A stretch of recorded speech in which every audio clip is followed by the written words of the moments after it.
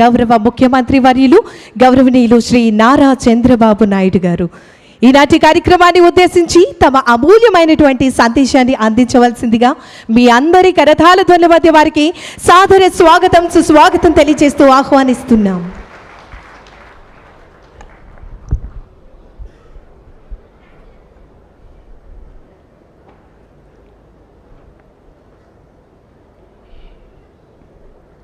గౌరవనీయులు సహచర మంత్రివర్గ సభ్యులు శ్రీ కొల్లు రవీంద్ర గారు, గౌరవ పార్లమెంట్ సభ్యులు గౌరవనీయులు కేశినేని శివనాథ్ గారు,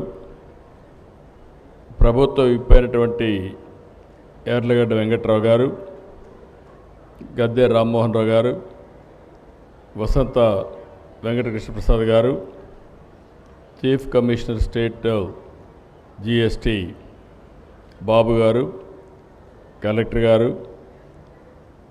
ఈరోజు రాష్ట్రం మొత్తం జిఎస్టీ సెలబ్రేషన్లు చేసుకుంటూ 30 రోజులుగా ఈ కార్యక్రమం చేశాం. దసరాతో ప్రారంభించాం, రేపు దీపావళితో ముగింపు చేస్తున్నాం. ఇలాంటి సభకు వచ్చినటువంటి సోదరీమణులందరికీ నమస్కారాలు, అందరికీ దీపావళి శుభాకాంక్షలు. మామూలుగా మీరు ఒకసారి చూస్తే గడిచిన 5 సంవత్సరాలు 1924 పండుగలే జరుపుకోలేదు. ఆ పరిస్థితిలో ఉన్నాం మనందరం. కానీ ఈరోజు సాధారణంగా 2 పండుగలు వస్తాయి మనకు. ఒకటి దసరా వస్తుంది, అది అవుతానే దీపావళి వస్తుంది.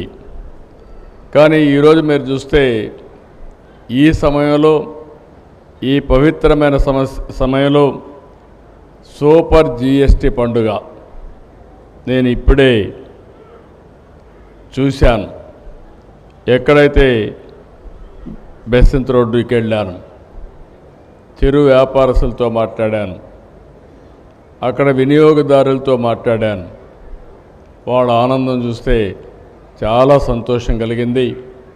ఒకప్పుడు 4 వస్తువులు కొంటే ఈరోజు అదనంగా ఒక వస్తువు కొంటున్నాం, అది ఈ జిఎస్టీ వల్ల లాభం వచ్చిందని ప్రతి ఒక్కరు చెప్పినప్పుడు నాకు ఎక్కడా లేని ఆనందం కలిగిందని చెప్పి కూడా నేను మీకు తెలియజేస్తున్నా. ఈరోజు రాష్ట్రం మొత్తం చూస్తే పెద్ద ఎత్తున మొన్నే దసరా, ఎప్పుడూ ఇటీవల కాలం నేను ఎప్పుడూ చూడలేదు. ఇక్కడే ఉన్నారు వైబ్రెంట్ విజయవాడ సొసైటీ, చాలా బ్రహ్మాండంగా చేశారు. మొన్న నేను చూసిన తర్వాత నాకు అనిపించింది, శభాష్ విజయవాడ, ఏమైనా చేసే శక్తి సామర్థ్యాలు ఈ విజయవాడకు ఉన్నాయని చెప్పి కూడా నేను మీకు తెలియజేస్తున్నా. ఒక కార్యక్రమం కాదు, చాలా బాగా జరిగాయి, సాంస్కృతిక కార్యక్రమాలు జరిగాయి. ఆ 11 రోజులు ఒకప్పుడు దసరా అంటే గుర్తొచ్చేది కలకత్తా, మైసూరు గుర్తొచ్చేది. ఈసారి దసరా అంటే గుర్తొచ్చేది మన విజయవాడ అని చెప్పి కూడా మరొక్కసారి మీ అందరికీ విజ్ఞప్తి చేస్తున్నాం. ఈరోజు మనందరం కూడా గుర్తుపెట్టుకోవాలి, మన పెద్దలు పండుగలకి ఒక శాస్త్రీయత ఉంది. ఈరోజు దీపావళి జరుపుకుంటున్నాం. ఈ దీపావళి ఒక్కసారి చూస్తే దీంట్లో ఒక మెసేజ్ ఉంది. నరకాసురుడు ఆ రోజు ఒక రాక్షసుడు సమాజాన్ని అతలాకుతలం చేసే పరిస్థితి వస్తే, కడాన మనందరం చూస్తే సాక్షాత్తు కృష్ణ భగవానుడే సత్యభామతో వచ్చి ఆ రోజు నరకాసురుడిని వధించి ప్రజల జీవితాలకు వెలుగు చూపించాడు. అందుకే ఈరోజు మనం అందరం దీపావళి పండుగ చేసుకుంటున్నాం.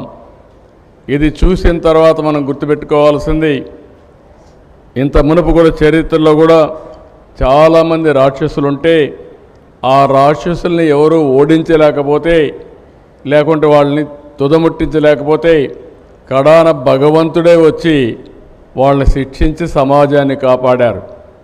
అలాంటి రాక్షసుడే మనం చూస్తే 1924లో ఈ రాష్ట్రాన్ని పట్టి పీడిస్తూ ఉంటే ప్రజలే ముందుకొచ్చి మేము నిమిత్త మాత్రులం, నేను కానీ మా మిత్రులు పవన్ కళ్యాణ్ గారు కానీ బీజేపీ కానీ 3 పార్టీలు కూటమి పెట్టుకొని మేము మీ ముందుకు వస్తే ప్రజలు మీరు స్పందించారు. 94% స్ట్రైక్ రేట్ అంటే నా రాజకీయ జీవితంలో ఆంధ్రప్రదేశ్లో ఎప్పుడూ చూడలేదు. అలాంటి విజయాన్ని ఇచ్చారు. అయితే ఈరోజు మనం గుర్తుపెట్టుకోవాల్సింది ఈ పండుగ మనకందరికీ ఒక మెసేజ్. ఆ మెసేజ్ ఏంటంటే ఎప్పుడు కూడా ఈ యొక్క చెడు ఉంటే ఆ చెడుని ఖండించడానికి చరిత్రలో కూడా అనేక సంఘటనలు జరిగినప్పుడు మళ్ళా అలాంటి సంఘటనలు పునరావృతం కాకుండా ఉండాలంటే ప్రతి నిమిషం మీలో కూడా గుర్తుపెట్టుకోవాల్సిన అవసరం ఉంది.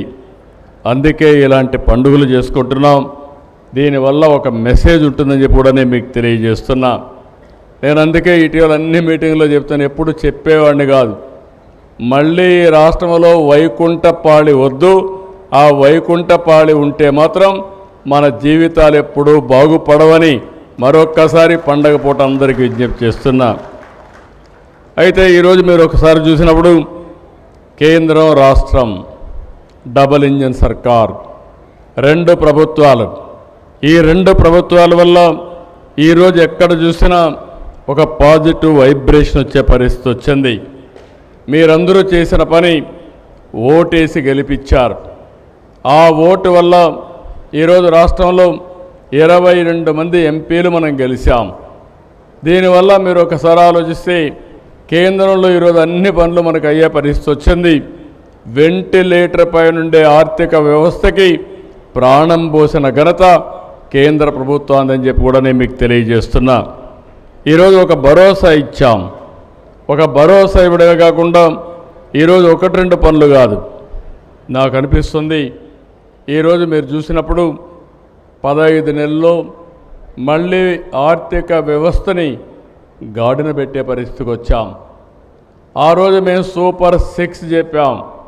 సూపర్ 6 మీరు ఒక్కసారి చూస్తే చరిత్రలో ఎప్పుడూ ఇవ్వని విధంగా పింఛన్లు ఇచ్చాం, తల్లికి వందనం ఇచ్చాం, స్త్రీశక్తి ఇచ్చాం, అన్నదాత సుఖీభవ, అన్న క్యాంటీన్, దీపం 2, ఆటో డ్రైవర్స్కి భరోసా. కడాన నిన్నే మా ఎంప్లాయీస్ కూడా ఇక్కడే ఉన్నారు, నాయకులు ఇక్కడే ఉన్నారు. ఎంప్లాయీస్ కూడా ఈ ప్రభుత్వంలో భాగస్వాములు కాబట్టి వారికి కూడా ఒక్క విడత డిఏ ఇచ్చి, హెల్త్ కార్డ్స్ కూడా 1 నెలలో పూర్తి చేస్తామని హామీ ఇచ్చి, పోలీసులు అయితే ఎప్పుడూ డ్యూటీ చేస్తూ ఉంటారు. అలాంటి వారికి 1 నెల సరెండర్ లీవ్ కూడా ఎన్కాష్ చేసుకోవడానికి 210 కోట్ల రూపాయలు 2 ఇన్స్టాల్మెంట్లు ఇచ్చే పరిస్థితికి వచ్చాం. ఇవన్నీ చేస్తూనే ఇంకో పక్క సూపర్ జిఎస్టీ, సూపర్ సేవింగ్స్ జరిగాయి. ఒకప్పుడు 18% ట్యాక్సులు కట్టేటివి ఈరోజు 5%కు వచ్చాయి. 12% కొన్ని 0%కి వచ్చే పరిస్థితికి వచ్చింది. ప్రతి ఒక్క కుటుంబానికి మేలు కలిగే జిఎస్టీ రిఫార్మ్స్ వచ్చాయి. ఈ రిఫార్మ్స్ కూడా మీరు ఒక్కసారి చూస్తే ఇవన్నీ కూడా నెక్స్ట్ లెవెల్ జనరేషన్ రిఫార్మ్స్కి మనం ముందుకు పోయే పరిస్థితికి వస్తున్నాం. నేను కామన్ మ్యాన్ అడుగుతున్నాను, దీనివల్ల లాభం ఏంటంటే మాకు వెసులుబాటు వచ్చింది, మా జీవన ప్రమాణాలు పెరుగుతున్నాయి. ఇంకో పక్క వ్యాపారస్తులందరూ మా వ్యాపారం బాగా జరుగుతూ ఉంది. ఇంకో పక్కన చూస్తే దీనివల్ల ఇండస్ట్రియలైజేషన్ పెరుగుతుంది, ఉత్పత్తి పెరుగుతుంది, ఉపాధి అవకాశాలు మెరుగుపడతాయని ప్రతి ఒక్కరూ చెప్పే పరిస్థితికి వచ్చారు. ఈరోజు ఒక జిఎస్టీ వల్ల దగ్గర 15,000 రూపాయలు సంవత్సరానికి ప్రతి ఒక్క కుటుంబానికి ఆదా అయ్యే పరిస్థితి వస్తుంది. నిన్నే మీరు చూశారు, అమరావతి మళ్ళీ ట్రాక్ పెట్టాం. అమరావతి పనులు ప్రారంభమైనాయి. దగ్గర 50,000 నుంచి 60,000 కోట్ల రూపాయలు చేసే పనులు రాబోయే 3 సంవత్సరాల్లో పూర్తి చేసి జాతికి అంకితం చేసే బాధ్యత ఈ ఎన్డీఏ ప్రభుత్వం తీసుకుంటామని మీ అందరికీ హామీ ఇస్తున్నా.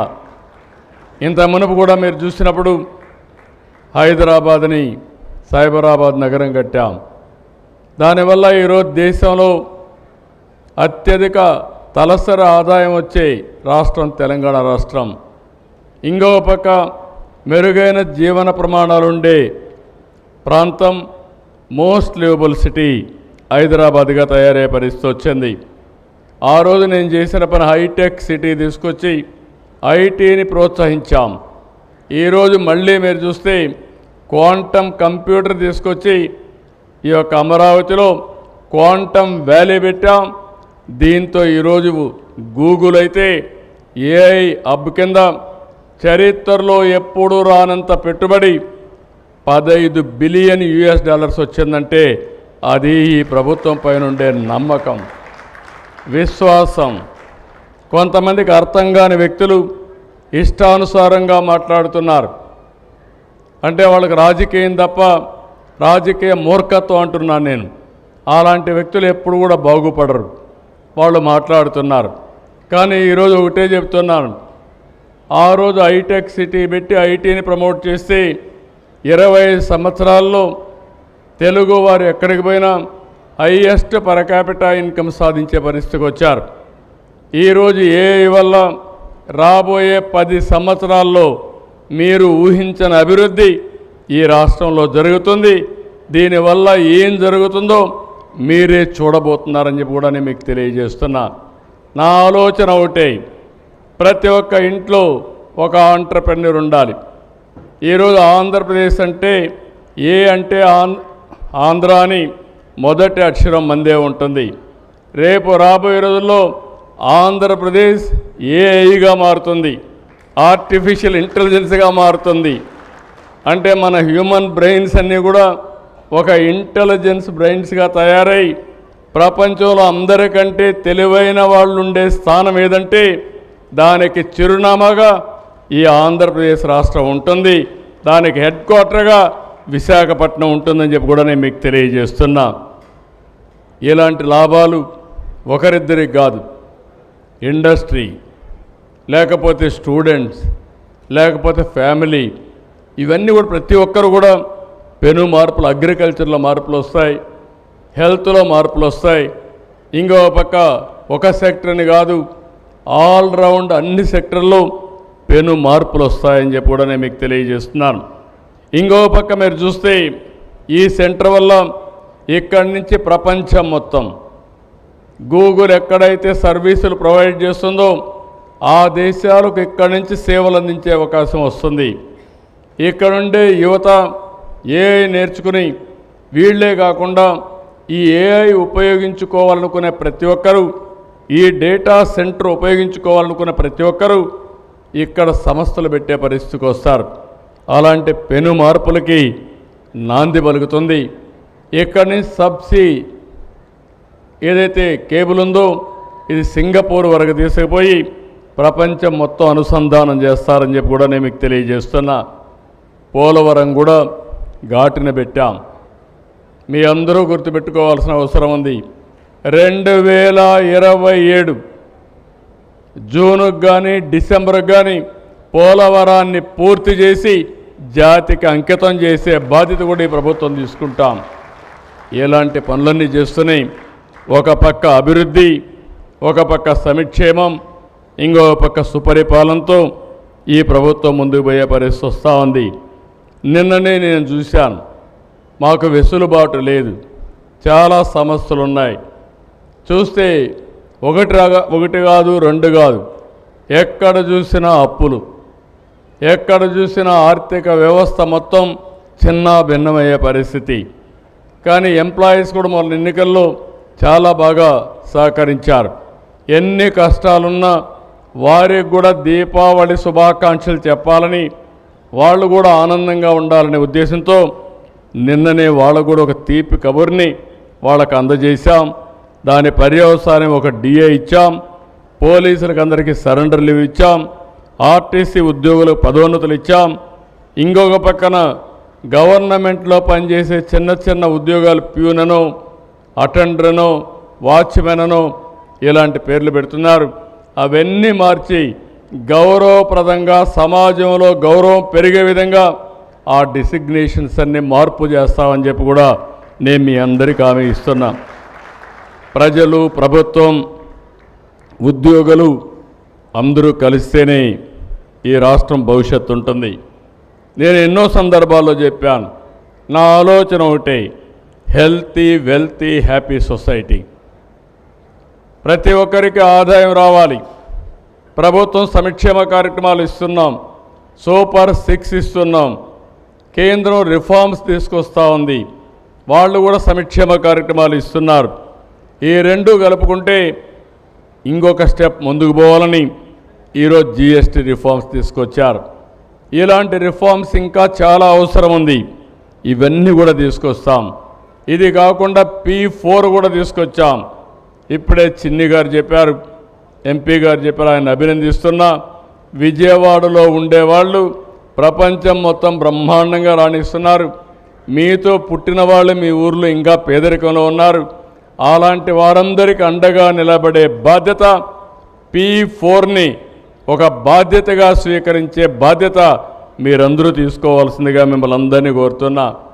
ఈరోజు దీపావళి పండుగ చాలా హ్యాపీగా జరుపుకుంటున్నాం. ఈ విధంగానే రాబోయే రోజుల్లో 2047కి తెలుగు జాతి ప్రపంచంలోనే అగ్రజాతిగా ఉండాలని, నెంబర్ 1గా ఉండాలనేది నా సంకల్పం. అది తప్పకుండా సాధ్యమవుతుంది. ఈరోజు ఇంకొక పక్కన మీరు చూస్తే ప్రధానమంత్రి నరేంద్ర మోడీ గారు 25 సంవత్సరాలు అంటే 21st సెంచరీలో 25 సంవత్సరాల్లో ముఖ్యమంత్రిగా ప్రధానమంత్రిగా కంటిన్యూ అవుతున్నాడు. ఇంకొక 4 ఏళ్ళు ఉంటాడు, అంటే 30 సంవత్సరాలు.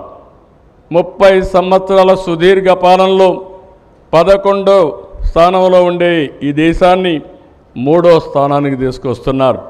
ప్రపంచంలోనే గౌరవాన్ని పెంచుతున్నారు. ఒక సమర్థవంతమైన నాయకుడిగా ఈ దేశాన్ని ముందుకు తీసుకుపోయే బాధ్యత తీసుకున్నారు.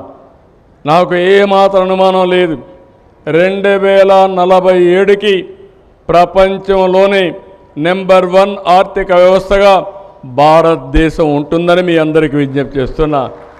ప్రపంచంలో నెంబర్ 1 ఆర్థిక వ్యవస్థగా ఉంటే నా ఆలోచన అందులో స్వర్ణాంధ్రప్రదేశ్ నెంబర్ 1గా ఉండాలని.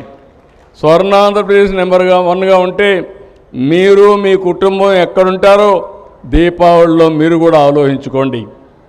మీరు కూడా ప్రణాళికలు తయారు చేసుకోండి. మీరు కూడా ముందుకు రండి. అందరం కలిసి పండుగలు జరుపుకుంటూ మన వారసత్వాన్ని కాపాడుకుంటూ అదే సమయంలో మనమందరం కూడా ఇంత మునుపంత హార్డ్ వర్క్ చేసేవాళ్ళం. నేను అందుకే పదే చెప్తున్నాను, కష్టపడక్కర్లేదు, స్మార్ట్గా పనిచేస్తే చాలు. ఒక సెల్ ఫోన్ ఉద్యోగస్తులకు కూడా చెప్తున్నా, 6 గంటల పైన మీరు పని చేయొద్దని చెప్తున్నా. ఎప్పుడన్నా వరదలు వచ్చి విపత్తు వస్తే రండి, అప్పుడు పని చేయండి. మిగిలినప్పుడు మీ ఇంటికి వెళ్ళండి, కుటుంబ సభ్యులతో ఉండండి. దానివల్ల మీరు కూడా మళ్ళీ నిద్రలేసి వచ్చి బాగా పనిచేసే అవకాశం వస్తుంది. మీరు కూడా తక్కువ పని చేయండి, ఎఫెక్టివ్గా పనిచేయండి. ఇది సాధ్యం అని చెప్పి వారికి కూడా తెలియజేసుకుంటూ ఈరోజు మళ్ళీ ఒకసారి మీకు అందరికి విజ్ఞప్తి చేస్తున్నా. విజయవాడలో ప్రతి శనివారం ఆదివారం మీరందరూ ఆనందంగా ఉండి మంచి ఈవెంట్లు ఇక్కడ జరుగుతూనే ఉండాలి. మీ కష్టపడి వారం అంతా కష్టపడండి. 2 రోజులు అన్నీ మర్చిపోయి ఆనందంగా ఇంటి దగ్గర ఉండి మీకు నచ్చిన పని చేసి మళ్ళీ మీ ఎనర్జీ ఛార్జ్ చేసుకుని మళ్ళా మండే ముందుకు పోయే పరిస్థితి రావాలి. అలాంటి వాతావరణాన్ని కల్పించడానికి ఈ ప్రభుత్వం ముందుకు వస్తున్నాం. మీరు కూడా గుర్తుపెట్టుకోవాలి, మళ్ళీ చెప్తున్నా, వైకుంఠపాళి మాత్రం వద్దు. వైకుంఠపాళి వస్తే పైకి ఎక్కించడం, మళ్ళా మీరు కిందికి రావడం, మళ్ళా పట్టుకొని పైకి పోవడం, ఇది చాలా సమస్యలు సృష్టించే పరిస్థితి వస్తూ ఉంది. సుస్థిరమైన పాలన, సమర్థవంతమైనటువంటి రాష్ట్రం కోసం దోహదం చేసే పరిస్థితి వస్తుంది. అలాంటి సమాజాన్ని క్రియేట్ చేసుకోవడం కోసం మళ్ళీ నరకాసురుడు వధ ఎప్పుడూ మీకు గుర్తుపెట్టుకోవాల్సిన అవసరం ఉంది. చెడుని ఎప్పుడు కూడా ఖండించాలి, మంచిని ప్రోత్సహించాలి. అప్పుడే మనం అనుకున్న లక్ష్యాన్ని సాధించగలుగుతామని చెప్పి తెలియజేసుకుంటూ ఈ దీపావళి మీకు, మీ కుటుంబానికి, మీ బంధువులకు, మీ మిత్రులకు అందరూ కూడా నూతనమైన వెలుగులు తీసుకురావాలని మనస్ఫూర్తిగా ఆకాంక్షిస్తూ సెలవు తీసుకుంటున్నా. హ్యాపీ దీపావళి.